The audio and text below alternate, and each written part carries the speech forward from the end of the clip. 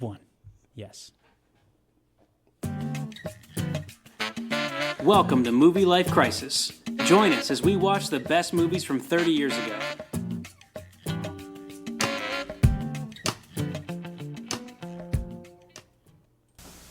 Paramount Pictures presents My name's Forrest Gump. People call me Forrest Gump. the story of a man Are you stupid or something?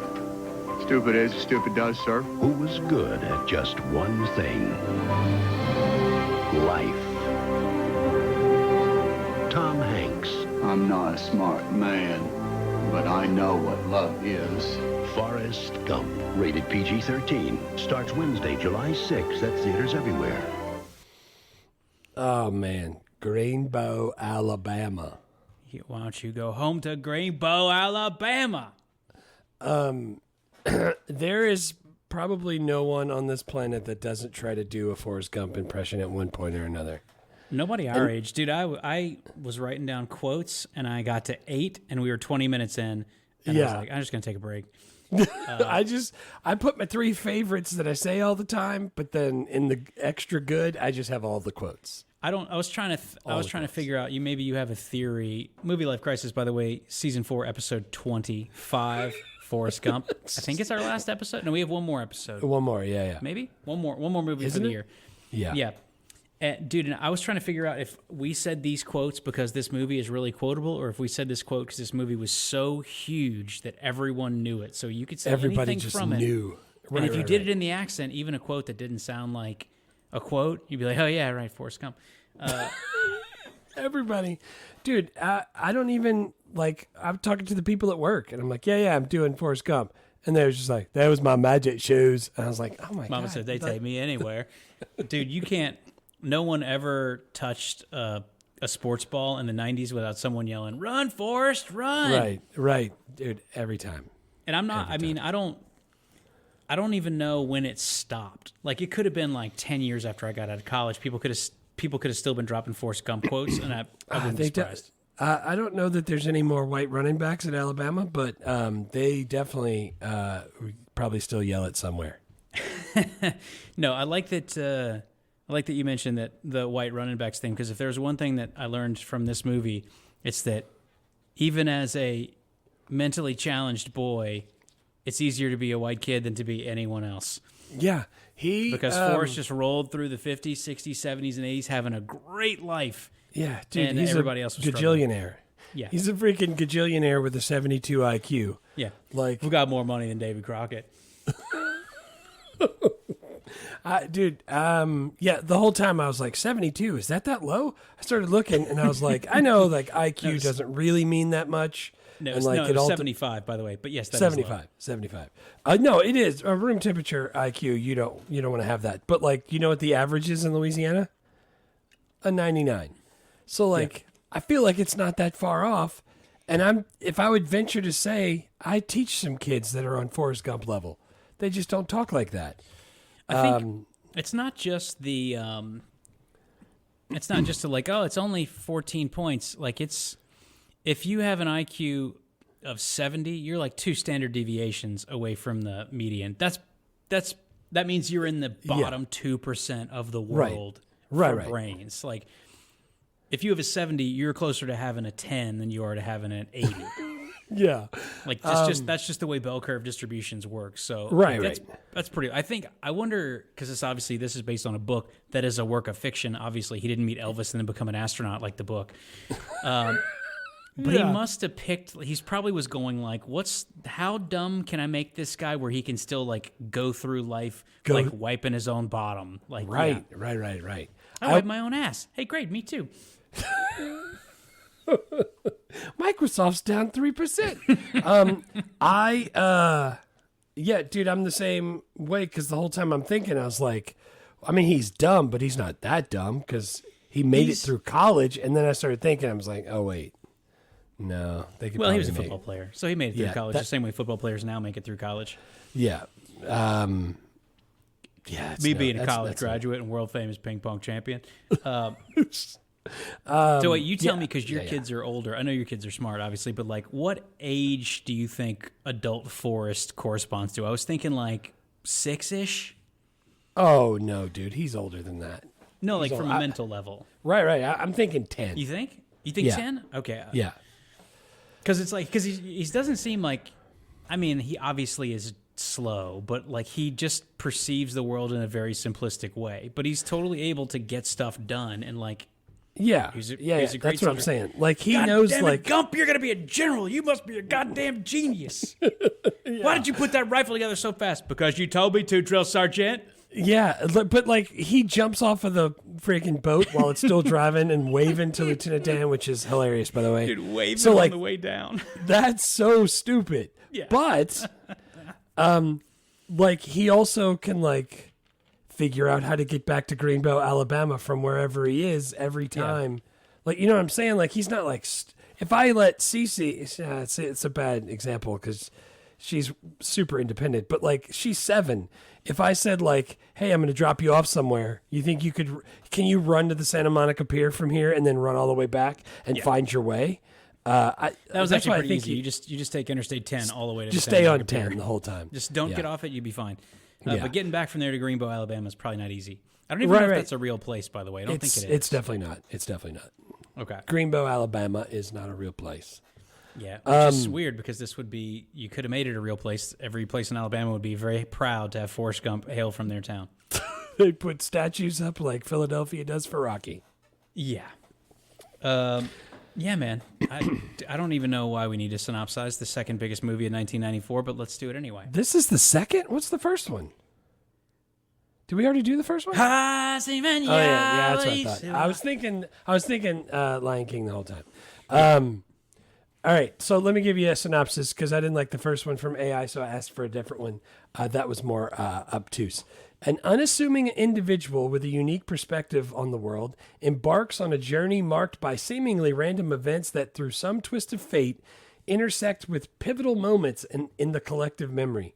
As he moves through life with no clear agenda, his path crosses a series of historical and cultural touchstones, unknowingly leaving his indelible mark on everything he encounters. That's totally friggin' Forrest Gump. Yeah, dude, until you talked about the cultural touchstones and him leaving his indelible mark, I thought you were just giving your autobiography. Seemingly random events, embarks on a journey with no clear agenda. That's totally me. Dude, I was And I don't think you realize how many kids I'm touching by being a teacher. Wait, I was told I can't say it like that anymore. metaphorically. Yeah, the school board said I'm not allowed. So Yeah. I was I know you're not allowed to say the R word anymore with in respect to someone's intellectual capabilities, but I'm not going to lie. I Right. was Googling which words I am still allowed to say. Yeah, I landed on none of them. So we're just gonna, Yeah, he's a little slow.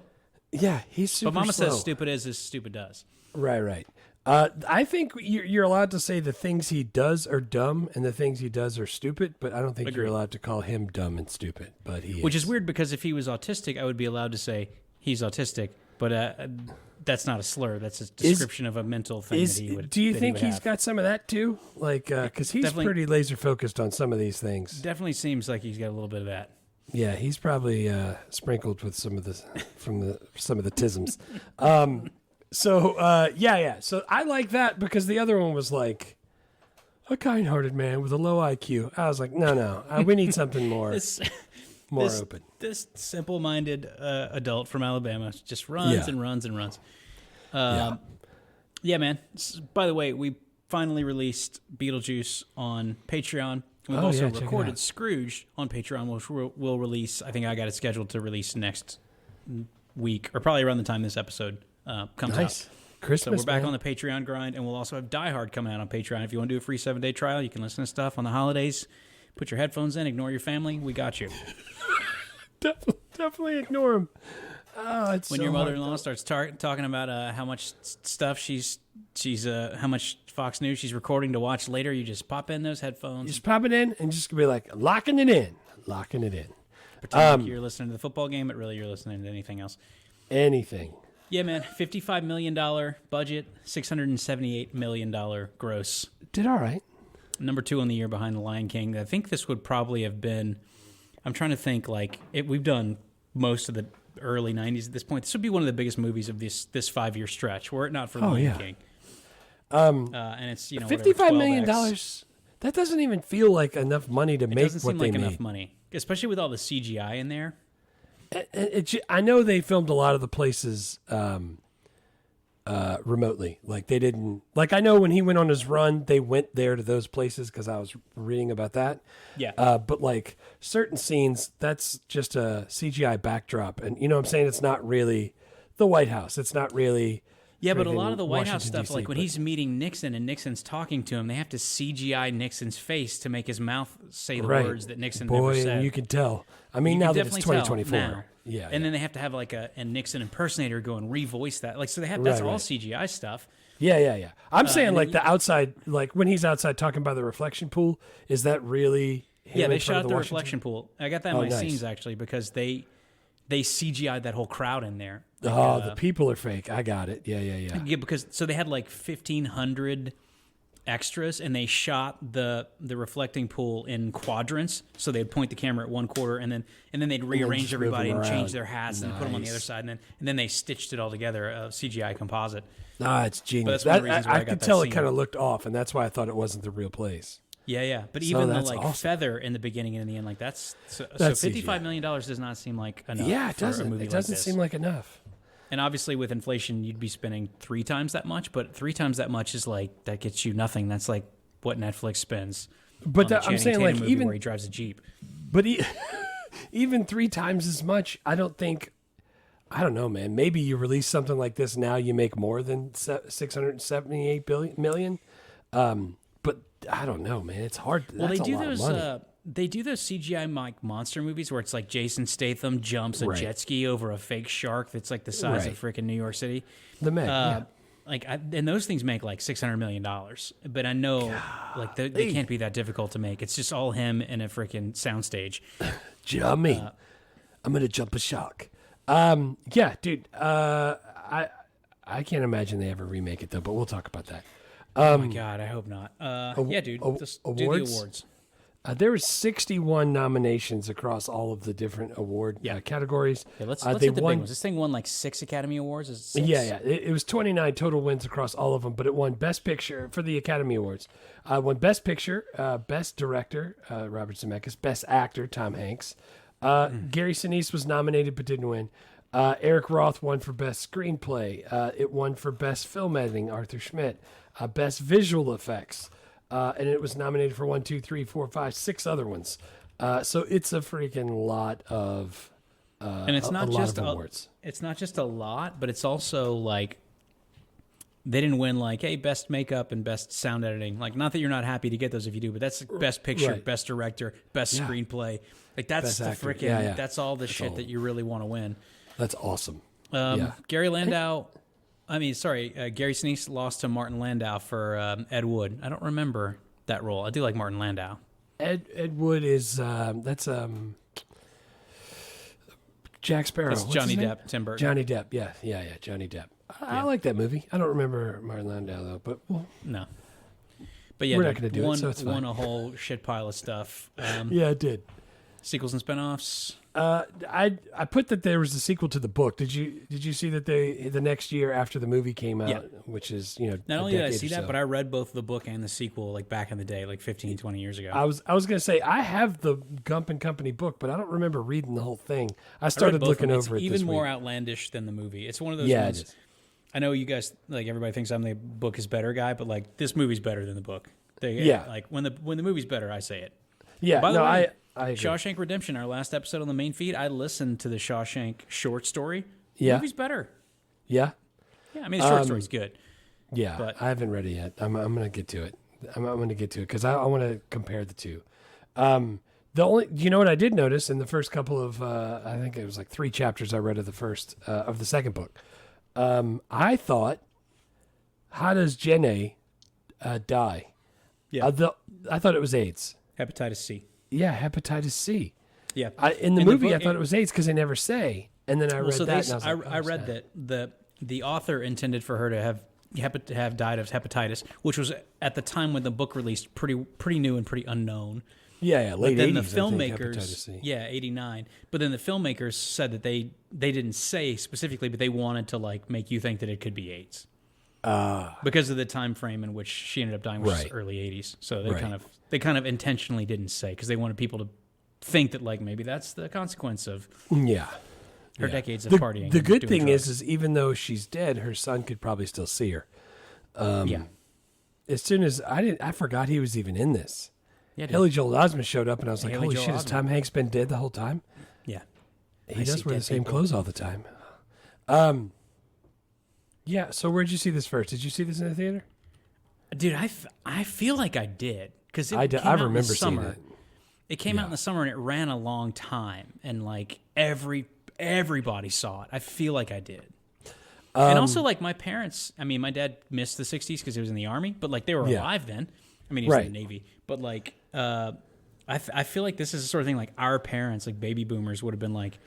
It's set in the 50s, 60s, 70s, 80s. That's when they grew up. That's their wheelhouse, right? And the freaking soundtrack was incredible. So I feel like all of our parents were like, we'll go see that. That's gonna be awesome. Right. I definitely remember seeing this with my mom because I can remember feeling awkward when there was the sex scenes because all of the scenes were as awkward as Forrest Gump, where you messed up the roommate's I was robes. dude, I was just freaking sick. I like when little Forrest Gump is freaking sitting on the porch and he was like, "Man, your mama sure cares about your education," and he was just like, and he starts doing that, and I was like, "Oh my god!" I can remember feeling awkward when that happened. I can't remember if my dad was there, but I do remember also it was in Metairie. My sister stayed at my grandma's house, and we went to the Galleria, the big like glass building. Yeah. So we went there to see it. I don't even know if there's a theater in there anymore. But that's where we went and saw it. And I totally like 100% remember sitting next to my mom, just like sweating bullets the whole time. She was like, "I'm going to take off my bra." And I was like, "Oh my God. Oh my God. This guy just ruined that girl's thing. And I've never talked to my mom about this. I don't want to talk to my mom about this." Yeah. So, I mean, I totally remember that. I'm pretty sure I saw us in theaters. I don't have any specific memories of that, but it probably would have been me and my dad. I don't think my little brother would have gone. Yeah. I don't feel like my mom used to go to movies with us. I feel like it's just like me and my dad would go to movies. How much younger is Joe than you? 4 years. So he would have 4 been years. 10 when this came out. Yeah, he probably would. So about Forrest Gump's intelligence. So According to not me. quite ready for the movie. Not ready. No, you got to be older so you can get all the references. So would you rate it? Because I know this is your Slim Slam Jibbity Jam, and I know you love it. So I want to know. It is, man. I had a couple of critiques this time through, but I still just think it's 10 out of 10. Yeah, I think it's absolutely flawless. I mean, it's like it's 2 hours and 20 minutes, but it's incredible. It 2 is hours pretty and good. 15 minutes minus credits. Yeah, it is Like, pretty good. Dude, I mean, it murders me, man. Every time I watch it, how good it is. Like the score is fucking staggeringly good from Alan Silvestri. You know, Silvestri the Grammy kills and it. Emmy-winning composer who did Back to the Future. Right. Like With I the same still, director, I yeah. still remember that intro motif when the feather flies around when the movie starts. Yeah. I haven't seen this in probably 15 years, and I could do the whole thing in my head before it started. I think it's just a beautiful piece of music. What about the? Do you remember the soundtrack that wasn't it a double disc? Yeah, dude, I was gonna say the soundtrack sold 12 million copies. Like That's awesome. whatever that is, 12 times platinum. Like it's insane, dude. Yeah.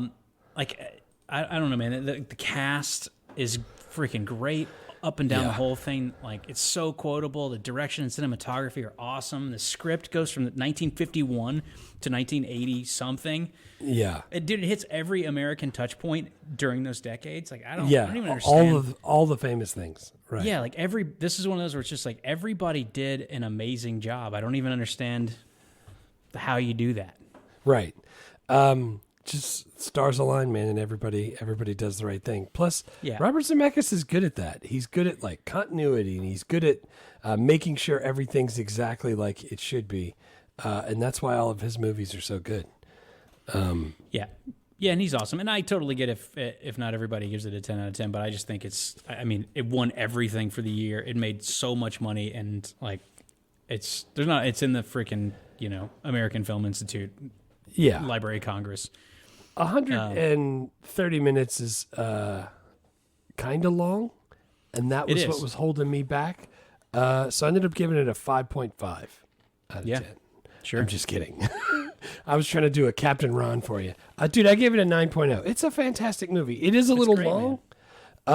This and Shawshank Redemption, both 2 hours and 20 minutes, but both of them, honestly, are so good. Like, I Right, kind of and- don't even notice. I can remember, like, flipping through channels back in the gap, and it would be on, and I would stop and watch it for a second, and I would literally just keep watching until the next commercial. You know what I'm saying? Like, it pulls you in every time.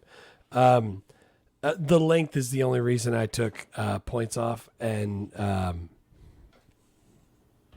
I don't know. I don't know that I'd sit down and watch it a lot. It took me like 3 times. Like, I had to keep stopping it. Yeah. It feels a little long in the middle, but that's the only thing. I feel like the middle doesn't feel so long as me. I don't like after he gets out of the army, and then when he starts doing the shrimp and boat stuff, and then And he's and then when running. he does the running across America a million, like there's that part there that slows down for me a little bit. But I think it's mainly that it's really uncomfortable for me emotionally. The whole, like, as he's an adult and Jenny's like sliding further and further into the deep end, and then she comes and stays at the house. Everything's great, and then she leaves in the middle of the night. And then he just runs for years and years, and then like that, and then she dies. Like, that shit just wrecks me. So like that's the part. If I was gonna rewatch it, it was on TV, I'd be like, all right, cool, let's go to dinner now. I don't need to watch the last 20 minutes. Yeah, let's shut her down now. Yeah, dude, But it's freaking amazing, man. Yeah, it is. Like that, like Tom Hanks' like monologue at the gravesite. It's holy shit. It's so good. That part, dude, his opening monologue's the jam too. I totally agree. I took a half a point off because it felt long, and another half a point because it is actually a little too long for me. Because it actually. So I gave it a 9.0. I think that's completely reasonable. I think I've decided that my rankings are not based on rewatchability because I don't watch this or Shawshank Redemption very much. Yeah. Because they're just not like the type of movie that I go for. It's like I want something light and funny, and those are both like serious. But man, they're great. They're freaking great. Like Schindler's List, dude. Schindler's List, great. Not gonna rewatch that a lot. Super weird. Yeah. Not a fun if time. you do watch that a lot, I think you might need to talk to someone. Yeah, you might need a little bit of help. Best scenes, dude. I had a tough time. I mean, there are a lot of great, as you would expect with a great movie that covers 4 decades. There's a lot of great scenes. There is a whole lot of good scenes. And dude, when you said like, oh, it hit all of the cultural touchstones or whatever, however we worded it. Yeah. Throughout the decades, even when he's not there and interacting with those things, if somebody walks past, they'll talk about it on a TV. So you're still watching. He was playing ping pong in the freaking VA hospital, and the camera panned past the television as they said, "One small step for a man." Right. Like right. the freaking moon landing, and he's playing ping pong while it's happening. Right. So like that's the thing. Like even though he's not interacting with it, all of the things are still happening, and you're seeing them. It's pretty cool. It's pretty. Yeah, dude. That's why I think this script is genius, and the direction. Yeah, it really is good. It really is good. What's your first scene? All right, so the first one I did, the opening scene, like, because I remember the whole thing is on the bench in, where is that? Savannah? Where he's, like, sitting on the bench and he's talking to the people waiting for their bus. I forgot, like, they got the feather and it comes down and it lands and then he picks it up and sticks it in his Curious George book. Dude, it's just, like, how he tells the story and how it unfolds, and it's just random... strangers are listening to him tell it. It just sets the tone for the whole movie. His philosophy on life and how his mom taught him all the things, and she always says the stuff exactly so he can understand him. And it's just perfect framing for this. It's very simple, but it sets up the whole movie. And I could not, for the life of me, I don't know how you write something like that. It was so well delivered. Yeah, it was great. Yeah, man, It's great, and there's a whole bunch of stuff about the feather. Like, everybody's going like, what does the feather mean? Yeah. Like, you know, it's symbolism. It represents Forrest Gump's impaired intelligence. And, like, Tom Hanks thinks it's, like, you know, the chance elements as it relates to destiny. And, like, and then Sally Fields, like, I think it's like fate. It just blows in the wind and it touches down. Was it planned? Yeah. Yeah, And yeah. then the visual effects supervisor is like, it's basically like an abstract painting. It's like whatever you want to think that it means, but it's such a... I like when art does that. Yeah, dude, because Like I see a butterfly, years later, it's I don't... like, Yeah, I still see don't know what my it means. uncle drinking a lot at Thanksgiving. Like everybody sees what they want to see, and that's awesome. Yeah, that's a great one, as all the scenes in the movie are. My first one is Bubba talking about shrimp. Oh man, Just because, dude, it's like... It's hard to Bubba. count it as a scene because it really is like 4 short scenes in a row of him. Yeah. But it's like he meets freaking Bubba, and he's like, I know everything there is to know about the shrimping business. He's like, shrimp is you could just make a shrimp cocktail, shrimp scampi. You grill it, Dude, the best- saute it. to me, when he broil first it. starts off though, when he first is talking to, because I say it all the time, people are like, "Hey, do you like shrimp?" I was like, "Shrimp is the fruit of the sea," and like I always say that, and everybody's always like, "What the hell are you talking about?" And you can tell in movie, it's supposed to be like 3 days of him just listing the things that you could do with shrimp while he and Yeah, Forrest it's are just doing different army scenes of tasks. Yeah, And it ends with them like scrubbing the freaking floor with a toothbrush in their freaking underwear. Stupid army. And then Bubba just goes like, I guess that's about it. And Forrest just like looks at him and nods his head. Okay, dude, I freaking I love Bubba. He's awesome. He's Hey, awesome. I will lead right back against you, Forrest. You lead back against me, and that way we don't have to sleep with our heads in the mud. Oh man, you know who used to do a really good impression of Forrest Gump is that girl Melissa that we used to hang out with. Yeah. I can remember walking through like the main part, like the commons area at Southeastern, and she just yells out like, "Hey, stupid!" Like, and it would sound, oh god, because she had that country accent, and I don't know what it was when you just said, "So we ain't gotta sleep with our heads in the mud." It made me remember that just now, and I totally forgot. Yeah. Dude, what's not to love about Bubba and his freaking gum? I was born with big gums. All of that, dude. He's freaking great. He's really great. Dude, the whole thing is, he tells Lieutenant Dan I was born with big gums. He's like, you better tuck that in before you get caught on a tripwire. And he tries to suck his thing in, and then they walk away, and then Lieutenant Dan starts walking. He's holding a roll of toilet paper. He's like, so you guys are from Arkansas, huh? Little Rock's a nice town. You're getting it completely wrong. And you look in the background, and Bubba's literally got his like bottom lip like under his teeth. He's like holding him in. Dude, it's great. Lieutenant Dan asks him, are y'all brothers? And Forrest Gump goes, no, we are not relations. We are not relations. Again, hate to bring up Biggin again, but he used to say that all the time because they would ask if he and I were brothers. Are y'all brothers? He's like, no, so we are not relations. So. What an idiot. What's your next Yeah, scene? dude, freaking great scene. My next scene is I was again, just like you say, like they're big chunk scenes. That first impression at the Vietnam when he first gets to Nam, and they're freaking barbecuing. He's like, "We got steaks burning over there if you want that," and all that kind of stuff. I love that. But man, that second part where he saves everybody and he's like, "I got to go back for Bubba," like that whole where he just keeps running back and forth. Yeah. And he gets shot in the buttocks. Yeah. That's my favorite. That where he just keeps running back into the God, jungle. dude, I almost put that. There's so many good scenes. But gotta find Bubba.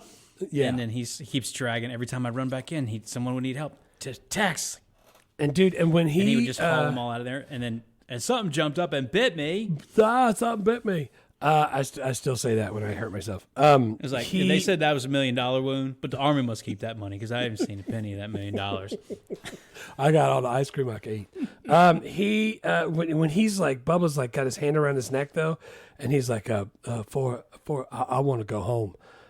Dude, that freaking got me something fierce. dude. That was that was a good scene.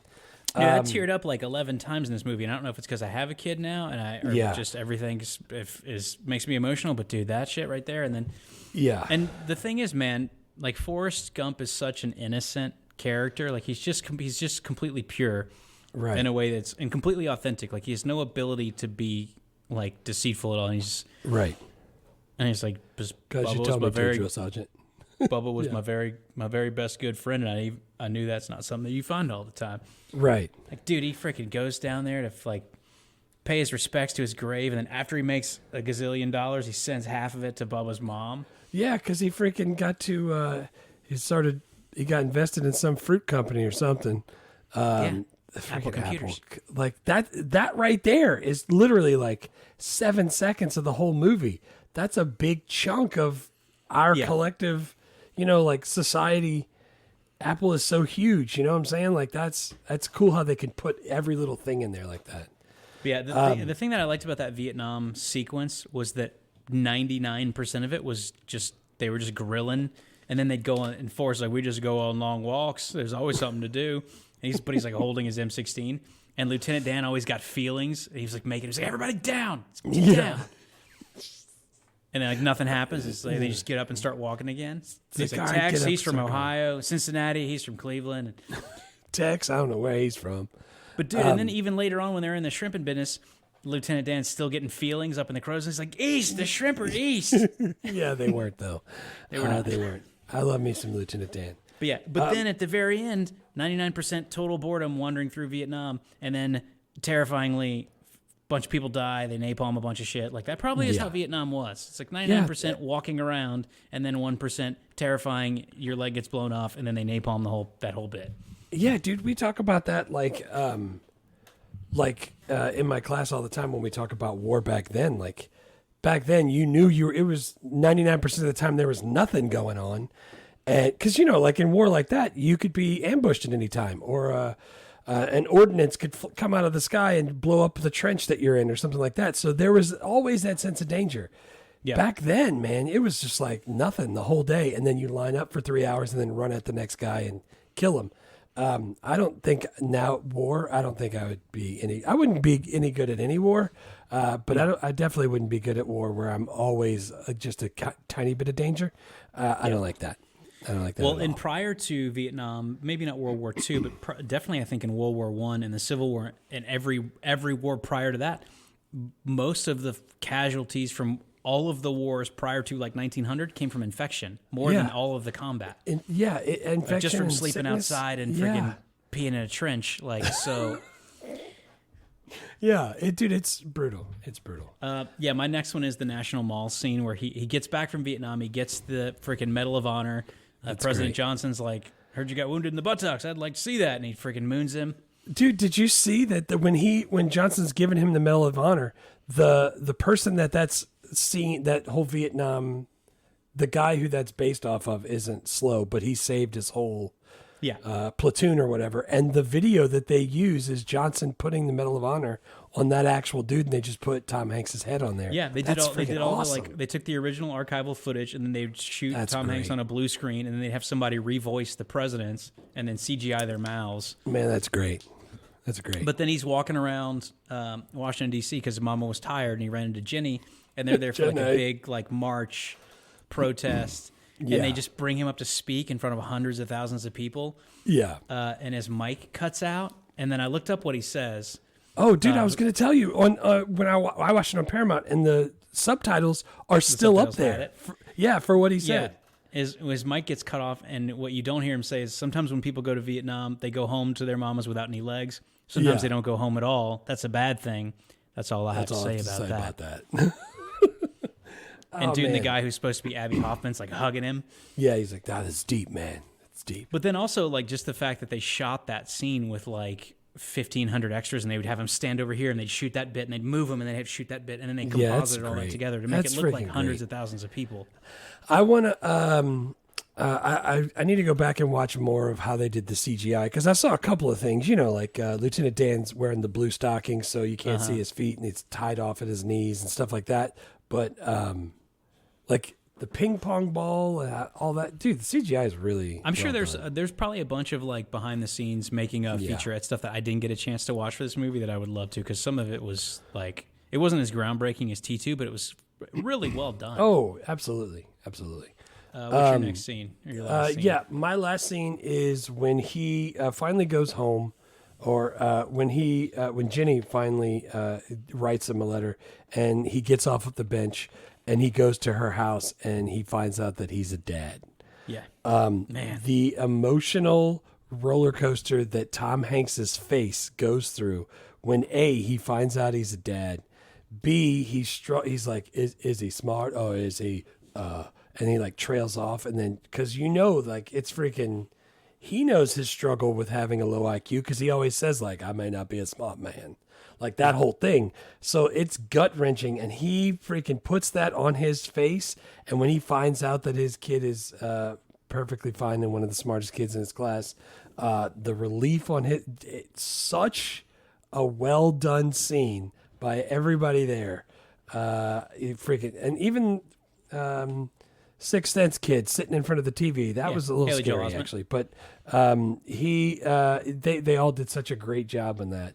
I could not put that. That's freaking, because as many people as I make fun of, when my wife was giving birth to my kid, I was like, oh my gosh, I am so sorry. I said all those things about all those people. Please let my kid not be messed up. I'm so sorry. Please, Karma, don't be a chameleon. Let's make this happen. My kids are fine, so I'm thankful for that. But the way Tom Hanks portrayed it on his face was unbelievable. Yeah, I have it in my my character stuff, but the things that he does with Forrest Gump, just with his like facial expressions, like especially for reaction stuff, is absolutely amazing. I don't know anything about acting, so maybe it's not good. But he won Best Actor, so I'm thinking it probably is. Yeah, no, it's But I was definitely like, dude, good. his like confused look for Forrest Gump, like he just stands there like he's very still, and his like eyes are moving around, but his face is not moving. Right. Like, dude, it looks. You know where he does that a lot too is when John Lennon's sitting next to him and he's just like, look, he doesn't want to turn his head, but he's like turning his eyes to look at John Lennon. Yeah. That's great. That was a good scene. Dude, I totally agree. I think Tom Hanks did a great job. Yeah. What's your last one? That's an excellent choice. I did love that one. It was very moving. My third one is the one that I already talked about. That is the one that wrecks me more than anything else, is when he's doing his monologue to Jenny's grave. Oh, man. Dude, he just freaking bursts into tears. And I'm thinking, like, because I'm in the story and I love Tom Hanks and I'm totally with it. But I'm like, I'm trying to think about, of all the jobs I'd be terrible at, and there are many, acting would have to be one up pretty high on the list. Because, me too. He's just freaking standing on a patch of grass with like 40 people looking at him with cameras and microphones. Right. And then he has to like burst into tears at this fake gravesite while everyone like to is talk recording. about the fake character that fake died. Like, yeah. You got to be good at it. But I like, am man, not. he brought me right there, and I was completely wrecked. Yeah. Yeah, dude. He said that. By the way, that well, there's a bunch of stuff about the accent. Like he learned the accent from the kid little that played kid. the young Forrest Gump. That's just how he talked because he was from that part of the country. That's He's like, so instead of great having that- the kid learn a different accent, so Tom great. Hanks just learned his accent. Yeah. Michael. But Tom Connor Hanks said Humphreys. that the first 3 days of shooting was just like him trying to figure out how to play Forrest Gump, and that not a single moment of the first 3 days of film was at all usable. It's just like they just lit that money on fire while he tried to learn how to play Forrest Gump. Yeah. It's awesome. Yeah, but the fact that Robert Zemeckis knew enough to say, like, yeah, man, we'll redo all of this. That's fine. Let's fix it and do it right. He just won the best Oscar for Philadelphia. I feel pretty sure that everyone was confident he was going to get it eventually. Knew. Yeah. It's not like this guy's fired. What's Sean Penn doing? Yeah. Let's bring in Michael J. Fox. Let's see what he's got. That was my third one, and then the quotes I have a million, but I can narrow it down. So I was going to say I have 3 quotes that I say all the time that I use, but I have a few more that I sometimes use that I would like to mention that are great. Yeah. What's your first one? My first one is "Run, Forrest, run." Yeah, dude, that's. I don't use that because it seems like it's offensive, even though it isn't. Right. What It about? just seems like it is, but I've was heard a, it so many times. What's those movies where it like makes fun of other movies and it was like making fun of a like mafia movie? Parodies or spoofs or whatever. Right. And there was a kid that was like his dad was a florist, and he had to run away from some bullies, and the girl yelled, "Run, Florist!" As soon as she yelled "Run, Forrest," that's what it brought it back for me. I was like, "Run, Florist!" Dude, "Run, Forrest, Run" is iconic. There's a bunch of iconic lines from this movie, though. Like, but not that stuff one, that I even say, but just stuff that's absolutely iconic. Dude, I say shit all the time that I can't wait to share. So if I'm in the bathroom and somebody knocks on the door, I just go, taken. "Seats taken." Dude, every time. I just yell it. I'll be in a public bathroom at taking a dump at Boosie's, and I'll be sitting there and somebody will jiggle the door handle, and I'll just go, "Seats taken." Like I'll just yell it, and I'm giggling to myself sitting on the toilet. It's fantastic. I prefer occupado in those circumstances. All right, seats taken. That's a great choice. Seats taken's my first one. What's your next one? The next two are not as iconic, but they're just ones that I always really liked. Yeah. And the first one is, I feel sure that when I repeat what Forrest said, it's not racist, but everyone around him was being racist at the time. It's when they were going to let the black students in to the University of Alabama. And one of the football players, Forrest, is like, what's going on? Like, coons are trying to get in. He's like, coons! Raccoons get on our back porch. Mama chased them off with a broom. I think the problem if you followed it up with the next line where he's like, not raccoons, you idiot. And he says it with a hard R. The N-bomb. Yeah. But I like that, again, just Forrest Gump is just such simple. A pure, like, just innocent guy. He's like, if raccoons are getting in the school, just get a broom and chase them off. That's what Mama does back at my house. That's what Mama does. Ah, God, that line is always cracked me up. I have that down there at the bottom as one of the ones that I remembered. The next one, every time I get a scratch or I bump my elbow, I just go, something bit me. And my entire house just shakes their head and puts their face in their hands. They just can't believe that I still say that. But dude, every single time I hurt myself, I've yelled that since 1994. That's great. Yeah. And my third one is one that I already said, but I just love it so much and I say it all the time. I know everything there is to know about the shrimping business. There's so much to know. Dude, some of the stuff he was naming too, I was like, I don't think I've ever had that. I feel like I should have all the things. We're from southern Louisiana. Shrimp is one of my favorite foods. Some of the stuff he was mentioning, I was like, I'd never had that. Yeah. I could go for some shrimp. My last one is every time it starts raining here, depending on the style of rain, that's the rain that I call it. I'm like, they got stinging rain, big old fat rain, and rain that came up from the ground. So I always say big old fat rain every time people are like, are you going to run to the car? I was like, I don't have an umbrella. That's big old fat rain. So I don't think I'm going to get wet. I say it almost every time it rains. People have got to be getting sick of it, but that's their own fault. That's another classic. I in my also ran category, those are my top three. I had she said they was my magic shoes, which we already talked about. I also like Jenny and me was like peas and carrots again. Peas and carrots are disgusting. I don't like those together, and I know they come together in cans and bags and at the grocery, but I don't like them together. That's gross. I'm indifferent to that. I'm not eating it, but I don't mind if other people. Also, shrimp is the fruit of the sea. We've discussed that. I got stupid is as stupid does, which he says a bunch of times. What about I must have drank me about 15 of them Dr. Peppers. I do love that one. And then I also had life is like a box of chocolates because I feel like everybody said that for a long time. Yes, they definitely did. There's only two more, and both of them. If I get my wife chocolates for like Valentine's or something because I don't have any better ideas, I don't say it to her because she doesn't care, but I will just say it to myself, like walking out of CVS with life is like a box of chocolates. You never know what you're going to get. Let me tell you, if it's the Gamble chocolate that doesn't have the legend on the inside of the box, I don't want to buy it. I'm like, what is this, coconut? That's horrible. Ooh, cool, pink toothpaste. I love this one. Gross. This one's filled with licorice. Like, I just want the one that has caramel and nougat. Where's that one? That's just called a Snickers. I could have just bought that. Just buy a bunch of Snickers.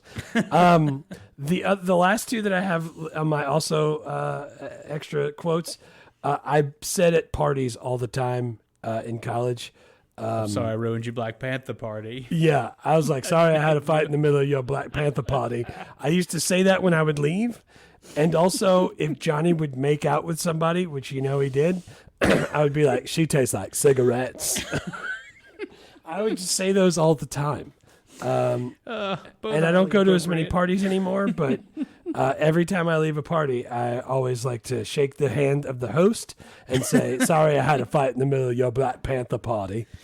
And that's leave. great. We're going to go to my wife's office Christmas party tonight. I wonder if I could work that in before we leave. Need to do that. You should just do the whole night like Forrest Gump. Man, too many of our coworkers know that I have a normal IQ and do not speak like Forrest Gump. Maybe they would just like it if you talk like that.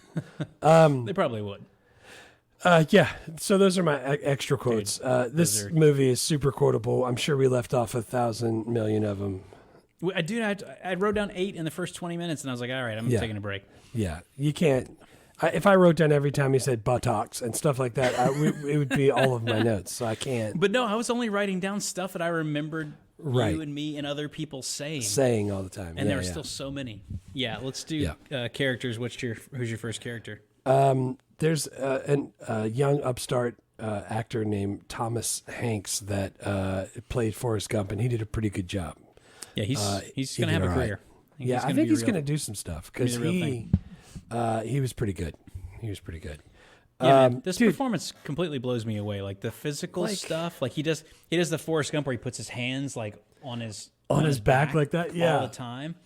That's so weird. It's a weird way to stand, but it's fine for Forrest Gump. And it's just Forrest Gump, man. All of the accent, like he didn't want to do a heavy accent, and the director Zemeckis convinced him to do it because it was a big part of the book, and he was like, I want to soften the accent. He's like, no, dude, go heavy. You got to Florida lean accent, into it. Right. Georgia, Alabama, like it's going to be great. Yeah. I was listening. There was some interview I saw that popped up on YouTube, I guess, because I was looking up stuff about Forrest Gump. It was like a YouTube short, and it was Tom Hanks telling the story about how he hung out with the little kid, what was his name? Michael Connor Humphreys. And he's like, we're in the car and we're talking. I'm like, so what does your dad do? And he's like, and my dad makes grease. Like he just, and he did the thing, and he was like, the kid was perfect. I recorded every conversation, and I made sure I went back and listened to it, and I tried to get it as close as I could. That's freaking great, man. Yeah, dude, awesome. It's amazing. But Tom Hanks isn't you know how we always talk about, what's his name? Last of the Mohicans. And he's always like, I got to live in the part, and I got Daniel Day-Lewis. Method acting, yes. I don't think Tom Hanks is that way. He's just like, I want to make sure I do this, so I'm going to study it, and I'm going to learn the lines, and I'm going to do my best to make it. He's an actor. The other guy is just, I don't know. I don't know how to explain it. I like what Tom Hanks does a lot more than I like Daniel Day-Lewis. Well, remember you probably didn't, you got other stuff going on, so you probably didn't know this, but Mad Max Fury Road, Tom Hardy and Charlize Theron, like Tom Hardy is apparently Daniel Day-Lewis. I'm gonna be in character for like 4 months, and Charlize Theron's like, ew. Yeah, we should go there. They have great sushi. Oh, action! I'm ready. Yeah, and she freaking hated it. She's like, he was such a dick, and I. What's fun about that? Like that? Yeah, and then even he says a couple of years, like after the movie's released, he's like, I didn't know at the time it was going to be good, and then it was out, and I was like, oh, that's actually awesome. George Miller knows what he's doing. Right. But it's like, dude, you don't need to do that. I don't think that's, I mean, I know nothing about acting, but I don't think you need to do that to be able to. Have you tried just acting? Like, I don't, it's crazy. But yeah, Forrest Gump. He is my first character. He kills it. Yeah, dude. Tom Hanks. Tom Hanks, back-to-back best actor, and then he's gonna freaking do like Toy Story and That Thing You Do, and like he's just on a run. He's having a crazy run. His whole thing is a run, dude. He freaking is fantastic. I know he's like your favorite, but he's definitely up there for me too. He's my favorite, man. How many movies have we done by him? We've done Big, A League of Their Own, Sleepless in Seattle, Philadelphia, Forrest Gump. Yeah, we've done a bunch. And That's we'll do a bunch 5 more right there that I can think of off the top of my head. Because the man doesn't miss. Kills it. But also, like, the thing about Tom Hanks is that he's such a likable guy when you see him in interviews. But when I see him in movies, I'd never go like, oh, hey, look, it's Mel Gibson. It's like, that's freaking Forrest Gump right there. Right. Or like, that's the lawyer guy from Philadelphia. Or like, that's Woody from Woody's Roundup. Bullseye, he's Woody's horse. I like how you went with Woody's Roundup instead of Toy Story. Everybody knows. Dude, my freaking 3-year-old was Woody for Halloween, and I was dressed as the horse. So, that's Ride Like the Wind, Buttercup. Yeah. That's fantastic. Who's your second? We wear the costumes a lot. I was like, I think I'm good on this horse costume. That shit was super hot. Who was the back half of the horse? No, it was just me, dude. I was the horse. So like, did you have Andy on all the bottom of the?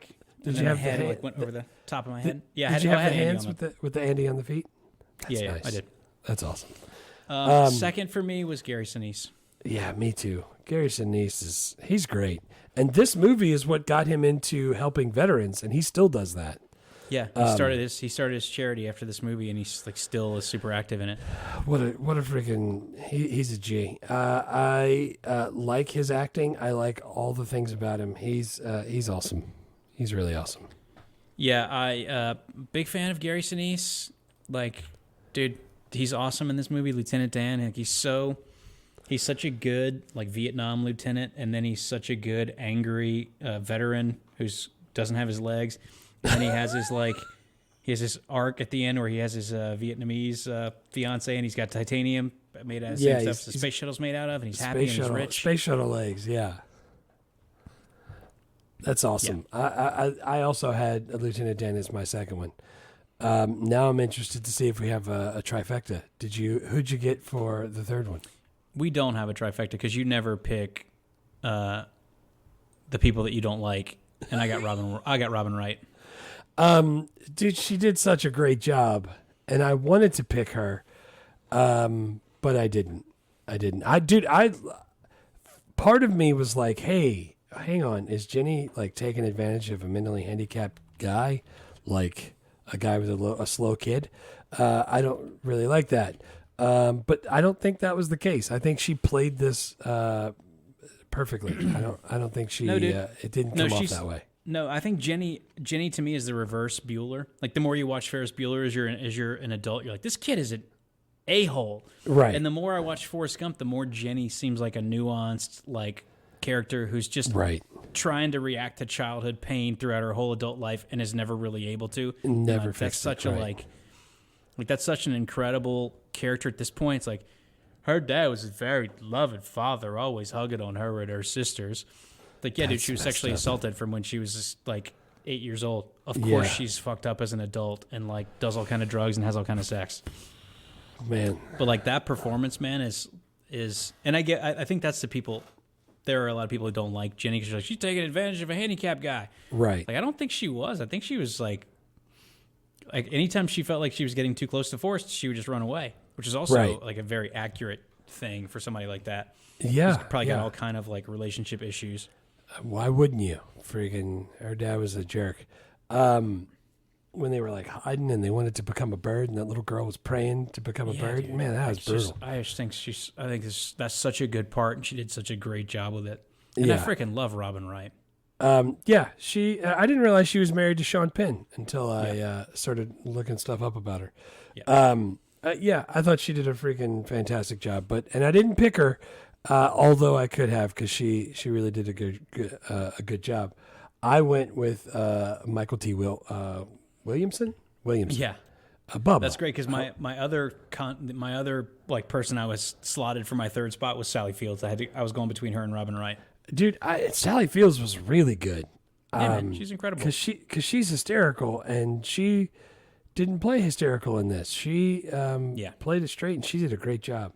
Freaking Bubba, though, he had such a short part of this movie, but an indelible mark on the memory of this movie for me. All the shrimp talk and like all the things that he did to help Forrest, and how Forrest went back and got him. Dude, there's nothing I don't like about freaking Bubba. Yeah. Do you think he's better friends with Bubba in Forrest Gump or with Nick Cage when he's in Con Air? Those both seem like great friendships to me. Yeah, they do. Yeah, dude, Michael T. Williamson's awesome, and Bubba is incredible. And he's not in this movie for very much, and he's freaking fantastic. But there were two good women actors in this movie, and I was like, I got to get one of them in there. They both did such a good job. And I thought about that too, and I wanted to pick Jenna, because I was thinking about it the whole time. I was like, man, she's killing this. I forgot how good she is. But Michael T. Williamson. That's who I went with. Yeah, dude. There's everybody billed in this movie is like freaking fantastic. Yeah. Did you know, by the way, speaking of Elvis, I read that Kurt Russell did the voice of Elvis when he was talking. Nice. Because they never showed his face. Yeah. And that made me think of 3,000 Miles to Graceland, where he plays the Elvis impersonator that's going to rob the bank in Vegas. And I wonder if Kurt Russell just really likes Elvis. Yeah, I'm sure he probably does. He looks like he likes Elvis. Which is not an insult, but could be. He looks like he likes Elvis. Yeah, it looks like he's really into Elvis. When young Forrest and Sally Fields were walking past the appliance store, I don't know if I want to live in a country where you got to be open on Sunday, and the TV was Go on, and bang on your bongo drums. and Elvis was dancing, and Sally Fields was like. She's like, look away, Forrest. This is not meant for children. I was like, he's wearing a freaking suit and he's just walking around on his toes. What's inappropriate about that? Oh, is dude, that how people were you like know when the Elvis story came though. out? They said like they he were supposed to swiveled his only, hips, and they're like, we can't watch that. They were only supposed to film him from the waist up. They weren't supposed to show him swinging his hips around. because it was I don't know if it. I don't know if it was the lascivious. FCC at the time, but it was whoever it was said like you got to film it from the waist up, and they showed the whole thing, and everybody went friggin' apeshit. And ever since then, it's been downhill and nothing but Grand Theft Auto games and porno God, everywhere. Ever since then, it's been terrible for white people. Before then, it was great for white people, but terrible for everybody else. Well, white men, I should be more specific. Yeah. Writer, director, dude, Robert Zemeckis is the director. He's the freaking G. Does Back to the Future. All three Back to the Futures. Yeah, does Like, he Castaway, Polar Express, freaking just dude. know, His Who early Framed Roger movies, Rabbit. Romancing the Stone, Roger Stone. Rabbit, Death Becomes Her. Those are my jam. By the way, did you know Death Becomes Her? They just made a musical out of it. No, I did not. I kind of want to see what that's all about. Dude, his early stuff. Even I know this is a kind of a deep cut, and he didn't really direct this. I see it on his list for writing the story. The Tales from the Crypt Bordello of Blood thing. With Dennis Miller, I used to freaking love that. Yeah, growing up. Dude, he's got his hands in all kinds of stuff that I like. He does.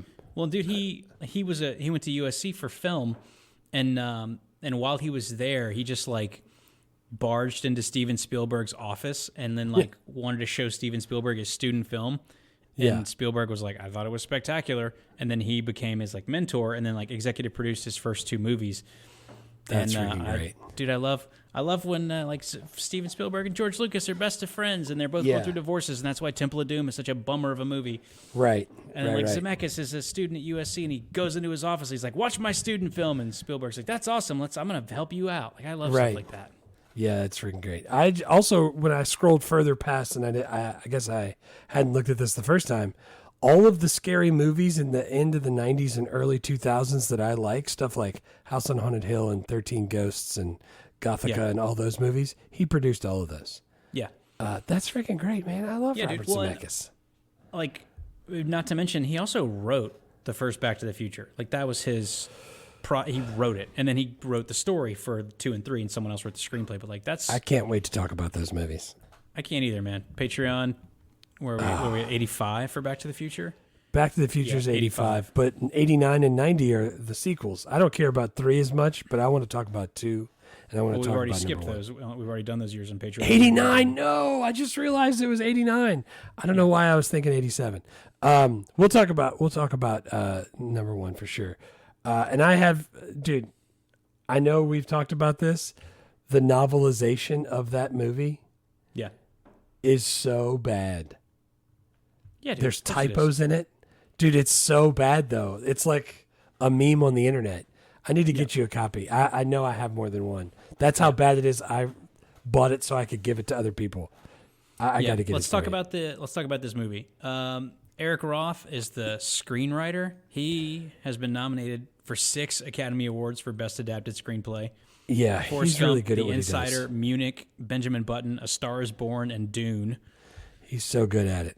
That's so pretty good. He also wrote like Ali and Extremely Loud and Incredibly Close. Like, this dude. Yeah, I was going to say the thing that I remember seeing his name is your favorite Robert Redford movie, The Horse Whisperer. Yeah, I don't. What about The Postman, Kevin Costner? That movie was not very good, but that book is incredible. So he kind of screwed the pooch on that one because that's a great book. Yeah, I just remember The Horse Whisperer because I read that book with my mom, and at the same time as my mom was reading it, so we could talk about it.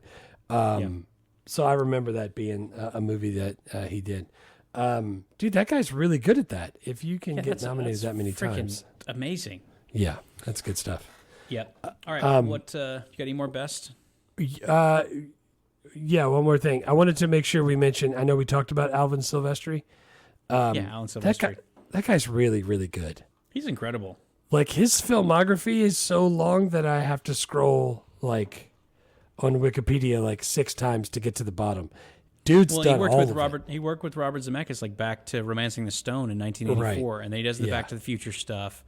Kills But it. he's like, dude, stuff that I remember, like Flight of the Navigator. I used to love that movie when I was a kid. Oh, my God. Flight of the Navigator. Yeah, dude. What- 1986. what a We'll jam. do that on Patreon. Freaking Overboard. I think- He did that one. Good He did Lord. Overboard. He did Predator. Like, The Abyss with James Cameron. Like, that's... Yeah. Yeah. Guy's pretty good at what he does, I guess. Yeah, he did Yeah, Dutch. I just oh, figured- God, I wish we'd had time to do Dutch in 1991. Holy crap, Dutch. I haven't thought about that movie. I love Ed O'Neill. No. Yeah, dude, I wanted to mention that I love that for bonus good that Forrest Gump's eyes are always closed in every picture. Like like every photograph they have of him, his eyes are closed.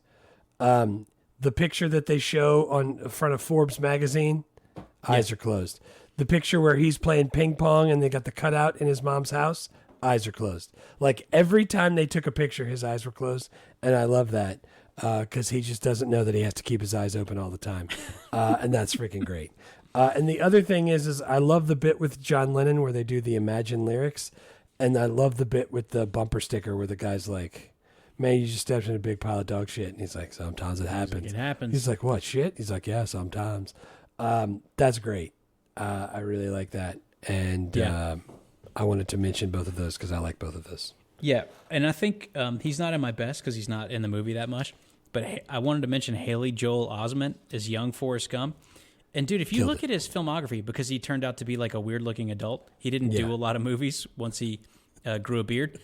But like, Oh man, he's in Forrest Gump. He's in The Sixth Sense. He's in like Pay It Forward and AI. He does like a couple of massive movies as a kid, and now it's just like a like a weird looking like guy who's like not really doing a lot. He's weird looking.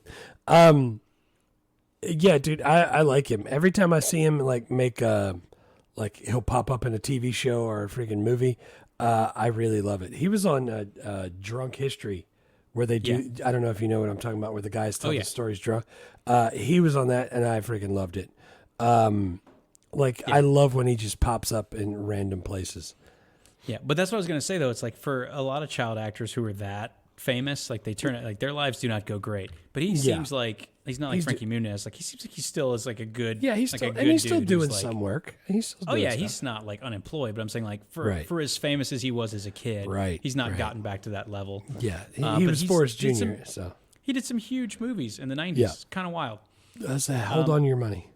The only worst I had was jokes that I was already making, which is that the whole message of this movie is that life is just going to be easier for you as a white man, even if you're, got some of the tisms.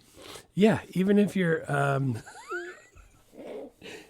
sprinkled on the spectrum, you're totally fine, and you can make something of yourself. Everything that I looked up when I was just like, I can't find anything wrong with this movie. Let me see if people on the internet are talking about it. Maybe I just missed it because I'm an idiot. All of the things sound kind of dumb. They're just like, yeah, what about the white savior thing? I'm like, all right. I mean, kind of, but like I can't. Well, they talk about, like, there are people who complain about the movie. They talk about this movie's become like an advertisement for conservative values because Jenny is supposed to be like a hippie, a liberal, and Forrest is like very straight-laced. Like goes to the military, goes to college. Right. Gets a job, like he's a good old-fashioned Republican, but it's not political. Forrest is just innocent, and Jenny is modern, and Jenny is a much more complex person because she's actually like a fully fleshed out human. Yeah. And Forrest basically never, he has no arc, he changes not at all throughout this entire movie. Right, he's exactly the same. So like I really don't, I mean if Republicans want to be like, Forrest Gump, that's our shit right there, I wouldn't be upset about it. It's like, oh yeah man, dude, take it. It's awesome. Everyone can claim Forrest Gump as far as I'm concerned. Yeah, it is good. Dude, I couldn't find, like, when I tried to start remaking it, like, that's what I'm saying. Like, it's so hard, like, to look at something from 30 years ago a lot of times, but I don't think this, like, I don't see anything wrong with it. You know what I'm saying? Like, I didn't see a lot of political incorrectness that was like, oh, that's not good. We can't do that anymore. Like, I think it's a period piece for a lot of well, the thing is, parts of the because movie. Forrest is so innocent, there's no real, like, he's always. Yeah. I mean, that's the thing, man. That's why it's kind of hard for me with the modern political climate to just go like, well, I'm just teaching my 3-year-old that we just want to be nice to people. Like, but it seems like adults don't really want to do that anymore. No, that's not a thing. It's just anymore. confusing. But like Forrest is just like, hey man, just be nice to people. And I'm like, yeah, that seems like a pretty timeless message. I'm with that. Yeah, But I don't Forrest, know. Forrest being simple and just endearing. I think we keep that. Let's keep doing that to everybody. Is it okay for kids? 5 questions. Dude, I mean, I know that when we talk about like guns and sex and stuff, that's where we kind of draw the line here in America for those things. But there's a lot of drug references and stuff, so I don't know, man. I'd say like maybe a 10 or 11. Yeah. I mean, your kids are going to know what drugs and guns and sex are by 10 or 11, right? No? I don't know, man. My kid's 3. You tell me. But yeah, probably.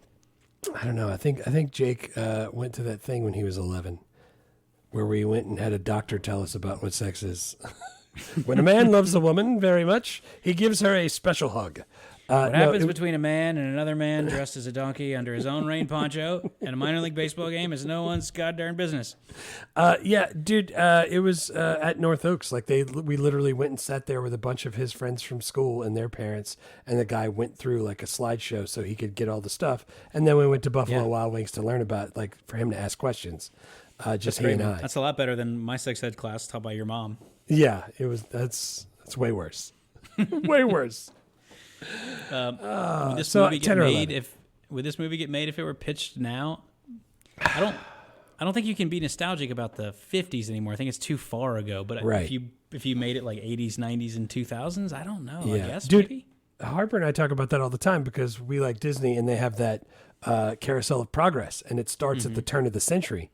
Well, yeah, when that was made, the turn of the century, there were still people alive that remember that. They were like, "Oh yeah, that's my parents grew up then, so I've heard those stories." But now, the turn of the century, that was freaking more than 100 years ago. Ain't nobody alive now that remembers any of that. That's or way too. I remembers thought you were stories. talking about the turn of this century. I didn't know you. They were talking No, about I'm talking about the 1900s. 1900s, and that's why I'm That's saying, not like, that's 2 century turns ago. right, right. So That's now, the weekend before last. that's the day before the weekend yesterday. That's why I'm saying, like, you make it now. When do you start it?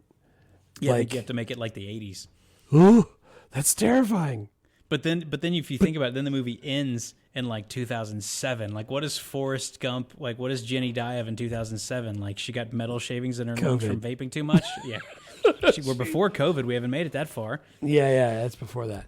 And like, I don't even That's crazy. I don't know. gun violence or like I don't even know. I say how we do you don't. I update say it. we don't make it. Can we just not I pitch it definitely. again? Let's not I mean, pitch it ever they again. just did an authorized remake in India two years ago. In Yeah. Indy. But that I'll never see because No. I can't even say the name of Lal Singh Chadha. I think that's pretty close for what I know. I mean, from the Yeah. amount of Hindi that I know. All of it. Just Yeah. So I say try not to pitch it again. But if you are going to pitch it again, is it a movie or a TV show? I mean, I hope it's a movie. Yeah, because I mean, you could go forever with how many things he was in. The amount of stuff that was in the book, man, you could have made like a 6-season Forrest Gump TV show where like Quantum Leap. Every week he's doing something crazy. I don't want to do that. Yeah. So, question 4 is always, can we remake it, and who recast it? Dude, I said like, oh, maybe I can switch it and make it a girl this time. Yeah. Dude, it's way hard. I don't Super know. hard, dude. I don't know anybody that's in the. I just started looking through like movies that came out in the last 10 years of people that are in their late 20s, early 30s, and I didn't know any of them. But then I started even recognizing people, and I was like, I'll go with looked at them, 'em. but I don't know. But I mean, it's like, hey, let's remake Forrest Gump. We'll change the genders up. That's a fun trick. It's like, what is Sydney Sweeney going to be Forrest Gump? No. Yeah. Like, there's no Jessica chance. Like, I Henwick don't- is who I came up with. She's from Game Yeah. of Thrones and Star Wars and Iron Fist and all that. But what do you call her? You call her Frances Gump? Like, that's... Yeah, were there any female Civil War generals that we can name her after? I don't know. That's someone else's problem. That's AI's problem when it writes the script. I don't. Yeah, I couldn't think of anything. That's the only person I came up with because I was like, I don't even know like who plays Lieutenant Danielle Taylor. From the Afghanistan War. Right, that's what freaking conflict Viola that we Davis. I don't know. Like, you know what I'm saying? Like, I don't know how to put people in there. So, yeah, I don't know. All right, can you still watch and enjoy this movie in 2024? Yeah, dude, it's freaking great. It's great, man. I'm gonna watch it 20 more times before I die. I will probably only watch it 5 more times, but every time it will wreck me, and I'll think it's one of the best movies I've ever seen. Yeah, I rented it on Google for $3.99. Yeah, I watched it on Paramount Plus. No commercials. Great. Love it. That's great. No commercials either, but I paid money, so to be expected. I mean, I paid money eventually. Yeah, I mean, that's fair. I'm always paying money. Yeah.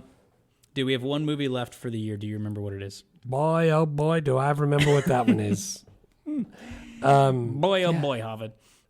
Yeah, dude, I cannot wait to watch this movie. It's with honors, freaking Brendan Fraser and Moira Kelly. And I can't wait Joe because Pesci. it's been 20 years since I've seen it. The only thing I remember about the movie is that it's in Harvard in the snow, and that Madonna song "Take a Bow" is on the soundtrack. I remember that he puts his socks in the oven. Brendan Fraser's never wanted to be a razor so bad in his entire life. Those are the 2 things I remember. I can't wait. I'm excited. It's gonna be a slight downturn potentially from Shawshank Redemption and Forrest Gump, but I'm excited. I like with honors. I'm glad we did these 2 though, because I mean I knew we were gonna, but I'm glad we did them because they're both excellent movies. Yep. And we got Patreon stuff coming out. We've got Beetlejuice. We've got Scrooge, and we've got Die Hard coming up on Patreon. And the Nathans will be coming up at the end of this month. Yeah, we'll have the Nathans coming up at the end of the month for our year in review. Forrest Gump is going to do equally well on the Nathans as it did on the Oscars. Is my prediction. Cannot believe we still call them the Nathans. It's great. It's so great. That's fantastic. So what else? I don't know. Thank you, everybody, for listening. You can do a free 7-day trial of Patreon. Although I will remind you, if you're an Apple user, do it from the website because Patreon will charge you more money if you go through the iOS Patreon app. That's my warning. Got to buy an extra dongle. I can't do anything about that, unfortunately. Some fruit company. Yeah, I'm invested in because we got a gazillion dollars. We got more money than David Crockett. After was David Crockett rich? I was running. I didn't think he was. I thought he died at the Alamo and he was wearing a hat he made himself. So I know he killed him a bar when he was only 3, but that's all I knew about. He was only 3. Yeah. Yeah. And you know why I know that? It's from another Robert Zemeckis movie, Back to the Future. It's playing in the 50s. It's playing in Mel's Diner when he goes in. Nice. All right. Thanks, everybody, for listening. We'll see you for the last movie of the year, 1994's With Honors. Via con Dios. Takes a guy on the scene in a second. Thanks for listening to Movie Life Crisis. Please subscribe, rate, and review, and remember, don't drive angry.